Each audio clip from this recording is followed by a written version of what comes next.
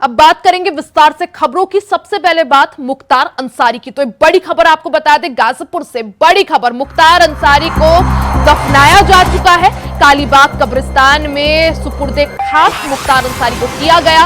इस दौरान कब्रिस्तान के अंदर सिर्फ परिवार वालों को ही मिट्टी देने की इजाजत मिली थी। कब्रिस्तान के बाहर हालांकि सुरक्षा व्यवस्था के कई कड़े इंतजाम किए गए थे। अभी भी कालीबाग कब्रिस्तान पर लोगों का हुजूम उमड़ा हुआ है।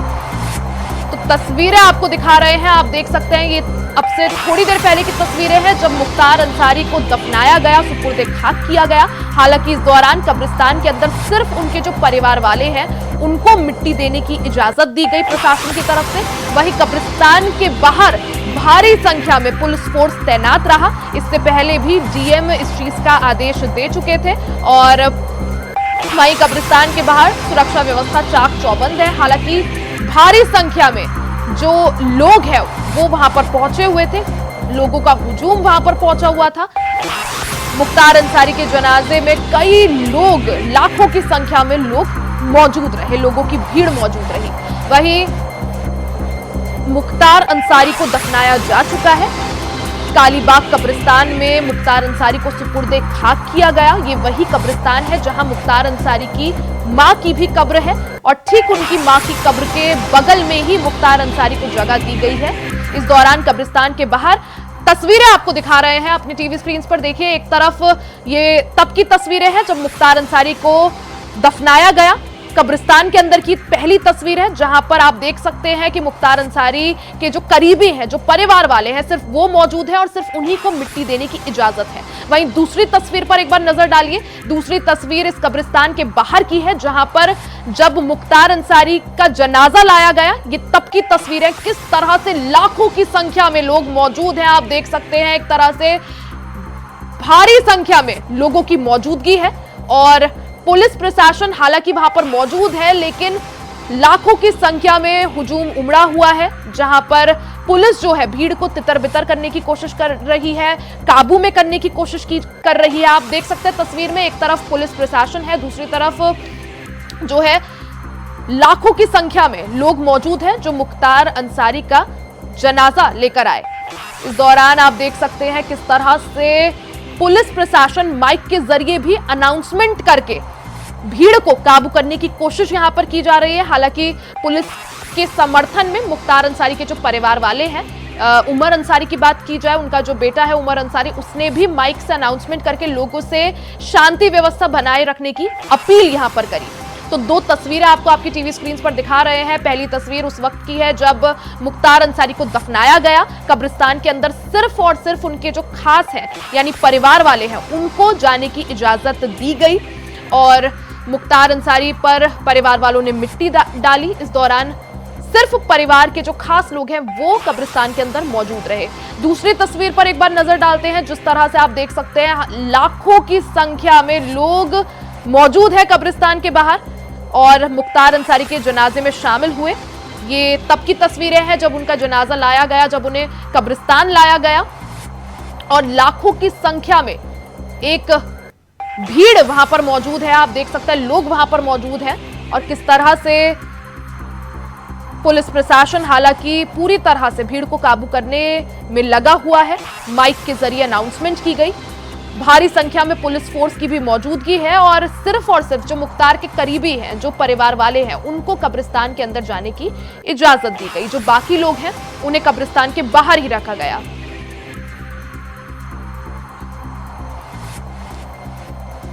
तो एक आतंक के पर्याय का अंत होता हुआ आप यहां पर देख सकते हैं। खबर पर ज्यादा जानकारी के लिए हमारे साथ मोहम्मद आसिफ जुड़ चुके हैं। मोहम्मद आसिफ, अगर बात की जाए आज के दिन की, तो लंबे समय से जो एक आतंक चला हुआ आ रहा था उसका आज अंत हो चुका है, मिट्टी में मिल चुका है। माफिया डॉन मुख्तार अंसारी आज सुपुर्दे खाक कर दिया गया, मिट्टी में उनको आज आखिरी मिट्टी जो है वो दी गई। क्या जानकारी आपके पास?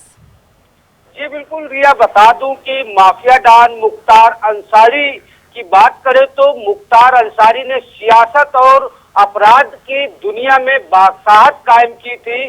पूर्वांचल ही नहीं पूरे देश में मुख्तार अंसारी को अंडरवर्ल्ड के नाम से जाना जाता था। वैसे तो काफी फिल्में डॉन पर बनी है, लेकिन अगर हकीकत की डांड की बात करें तो मुख्तार अंसारी का ही नाम आता है। बात करें अतीक अहमद और सोहराबुद्दीन जैसे माफियाओं की तो यह सब मुख्तार अंसारी के आगे चेले चपाते थे। माफिया लाइन में उतरते ही मुख्तार अंसारी ने तहलका मचा रखा था। सियासत यह है कि मुख्तार अंसारी के बिना कोई भी पत्ता नहीं हिलता था। उस वक्त 65 आपराधिक मुकदमे थे और 8 मामलों में सजा भी पड़ चुकी थी और मुख्तार अंसारी बेअंदाज था। यहाँ तक कि एक बार आजमगढ़ में मुख्यमंत्री के काफिले पर इसके गुर्गों ने हमला कर दिया था और उस हमले में मुख्तार अंसारी के गुर्गे के हमले में योगी आदित्यनाथ जो है बाल बाल बचे थे। यह घटना वर्ष 2008 की थी। रियल एस्टेट की बात करें, कोयला खदान की बात करें तो हर जगह मुख्तार अंसारी की तूती बोलते थे। लेकिन उसका दूसरा पक्ष यह भी है कि जो इतिहास रहा है राजनीतिक पुरखों की तो वह काफी स्वर्णिम रहा है। इनके नाना ब्रिगेडियर उस्मान 1947 की जंग में पाकिस्तान से जो जंग हुई थी उसमें शहीद हो गए थे। दादा की बात करें तो दादा ने गांधी जी के साथ आजादी के आंदोलन में हिस्सा लिया था। और बाप सुभान अल्लाह अंसारी की बात करें तो सुभान अल्लाह अंसारी कई बार चेयरमैन रह चुके हैं, चेयरमैन रह चुके थे। वह निर्विरोध चुने जाते थे। लेकिन 3 भाइयों में अगर मुख्तार अंसारी की बात करें तो सबसे छोटे थे और 90 के दशक में जब यह कॉलेज में पढ़ाई करते थे उसी दौरान पूर्वांचल में 2 माफिया गैंग हुआ करते थे, एक साधु सिंह और दूसरा मखानू सिंह जी। और मुख्तार अंसारी ने जब मखानू सिंह से हाथ मिलाया तब से अपराध जगत में मुख्तार अंसारी ने कदम पर कदम आगे बढ़ाते मुख्तार अंसारी चला गया और उसकी तूती जो है बोलने लगी। और अंडरवर्ल्ड में एक नाम था मुख्तार अंसारी का। लेकिन दूसरा पहलू यह भी है कि जिस तरह से उसके राजनीतिक इतिहास की बात करें, उसके पुरखों की बात करें तो काफी स्वर्णिम रहा। मुख्तार अंसारी को गरीबों का मसीहा भी कहा जाता है। उसके कई किस्से प्रचलित हैं। वह बेटे लड़कियों की शादी के लिए भरपूर मदद गरीबों की किया करता था। और आज जो भीड़ देखी जा रही है वह किसी की बुलाई भीड़ नहीं है बल्कि मुख्तार अंसारी ने जो मदद की थी जी। उससे प्रभावित होकर ये भीड़ इकट्ठा हुई है। हजारों की भीड़ कालीबाग कब्रिस्तान में जमा हो गई है। लेकिन मुख्तार अंसारी ने जिस तरह से क्राइम की दुनिया में बादशाहत कायम की थी उसका अंतिम क्षण बड़ी लाचारी और बेचारगी से भी गुजरा। जी मोहम्मद आसिफ, अगर बात की जाए मुख्तार अंसारी की तो पूर्वांचल में जैसा आपने भी कहा उनकी एक वक्त पर तूती बोला करती थी। एक बड़ा राजनीतिक इतिहास क्योंकि 5 बार विधायक रहे हैं, साथ ही एक बड़ा जो है आपराधिक इतिहास भी, जिस तरह से 65 से ज्यादा मुकदमे दर्ज थे, 2 मामलों में उन्हें उम्र कैद की सजा थी, साथ ही अब तक 8 मामलों में दोषी करार दिए जा चुके थे। ऐसे में एक लंबा राजनीतिक इतिहास, साथ ही एक लंबा आपराधिक इतिहास। और जैसा आपने भी कहा हर कहानी के 2 पहलू होते हैं। अगर मुख्तार की बात की जाए, कुछ लोगों के लिए मसीहा, कुछ लोगों के लिए माफिया। और आज दोनों ही जो उनके राजनीतिक और जो भी उनका एक तरह से बोला जाए आपराधिक इतिहास था उसका अंत यहां पर होता हुआ आज हमने देखा। और जिस तरह से लाखों की संख्या में लोगों का हुजूम उमड़ा उनको एक विदाई देने के लिए, किस तरह से इसे देखें? जी बिल्कुल, बता दूं कि मुख्तार अंसारी के मौत के बाद कहीं खुशी देखी गई, कहीं गम गम देखा गया मुख्तार अंसारी के समर्थकों के बीच। लेकिन खुशी देखी गई कृष्णानंद राय हत्याकांड के कृष्णानंद राय के परिजनों में, क्योंकि कृष्णानंद राय की हत्या जो है कर दी गई थी। विधायक थे बीजेपी के और उन पर ताबड़तोड़ AK-47 से गोलियां चलाई गई थी और यह पूर्वांचल की सबसे बड़ी घटना थी। इस वारदात के पीछे भी वजह यह सामने आई थी कि सिबकतुल्लाह अंसारी जो मोहम्मदाबाद सीट से विधायक हुआ करते थे और मुख्तार अंसारी के सबसे बड़े भाई हैं और उस समय कृष्णानंद राय ने सिबकतुल्लाह अंसारी से यह सीट छीन ली थी।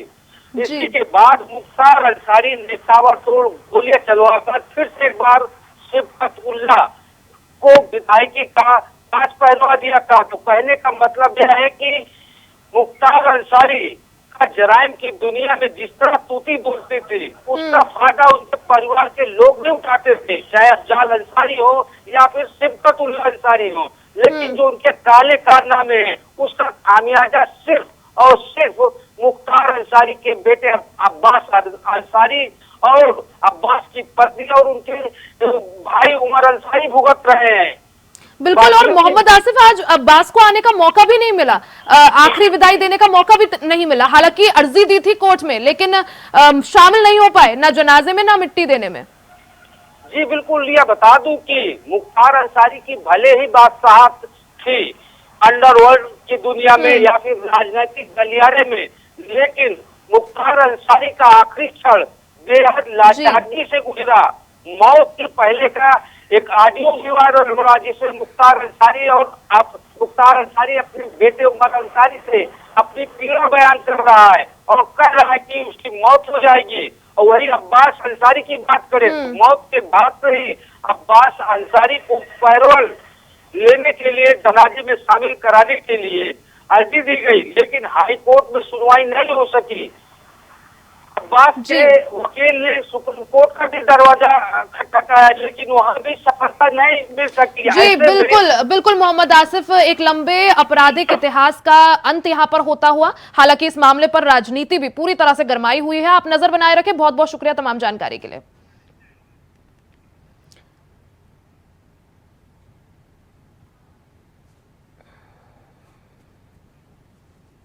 खबरों में आगे बढ़ते हैं। दिल्ली से बड़ी खबर आपको बता दें, शराब घोटाले में ईडी का एक्शन लगातार जारी है। कैलाश गहलोत को ईडी ने समन भेजा है। तो बड़ी खबर दिल्ली से, इस वक्त की बड़ी खबर आपको बता दें कि शराब घोटाले में ईडी का ताबड़तोड़ एक्शन जारी है। दिल्ली सरकार में कैबिनेट मंत्री कैलाश गहलोत को ईडी ने समन भेजा है। दिल्ली सरकार में मंत्री है कैलाश गहलोत।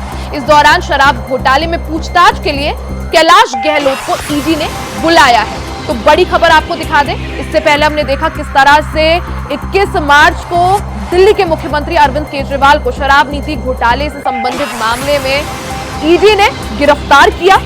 आम आदमी पार्टी के कई दिग्गज नेता पहले से जेल में है, वहीं अब एक्शन आगे बढ़ता हुआ दिखाई दे रहा है। ईडी का एक्शन लगातार जारी है।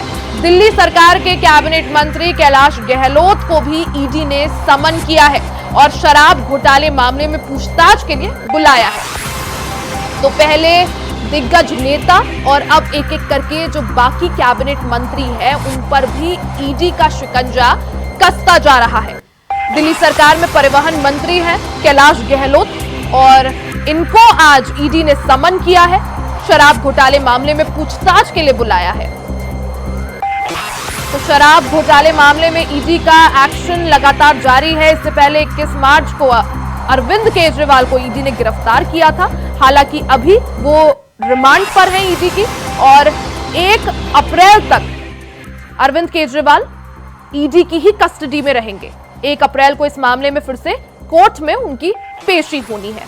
इस दौरान ईडी का शिकंजा बाकी मंत्रियों पर भी गहराता जा रहा है। खबर पर ज्यादा जानकारी के लिए हमारे साथ संवाददाता अजय चौहान लाइव जुड़ गए हैं। अजय, जिस तरह से ईडी का एक्शन शराब नीति घोटाले मामले में लगातार जारी है, पहले अरविंद केजरीवाल, उससे पहले जो दिग्गज नेता है आम आदमी पार्टी के, वो पहले से जेल में है, अब शिकंजा कसता हुआ जा रहा है कैबिनेट मंत्रियों पर भी। कैलाश गहलोत को आज समन किया है, क्या जानकारी इसको लेकर आपके पास? बिल्कुल तो यह बता दें, जिस तरह से आम आदमी पार्टी के पहले भी 3 मंत्री जेल में जा चुके हैं, चौथा अरविंद केजरीवाल मौजूद वहीं पर है, अब 5वें मंत्री पर भी गाज कर दिया। यानी ईडी ने 11 बजे उनको पूछताछ के लिए बुलाया है शराब नीति को लेकर के। आखिरकार जिस तरह से अरविंद केजरीवाल ने कहा था, मेरे घर पर सैकड़ों मंत्री आते हैं, वो क्या आपस में बात करते हैं अब, लेकिन ईडी ने लगातार सभी मंत्रियों को एक एक करके नोटिस भेजने की तैयारी कर ली है। अजय, क्या पेश होंगे कैलाश गहलोत, क्योंकि ईडी ने समन किया? 11 बजे उनको बुलाया गया है और 11 बजे का समय दिया है कि कैलाश गहलोत जो ईडी के सत्र है वहाँ पूछताछ के लिए बुलाया गया है। देखना ये होगा क्या कैलाश गहलोत जाएंगे। अब ये समय ही बताएगा कि 11 बजे का समय था, क्या अभी पहुंचेंगे नहीं पहुंचेंगे। अगर नहीं होता तो कहना ईडी फिर एक्शन लेगी इसमें।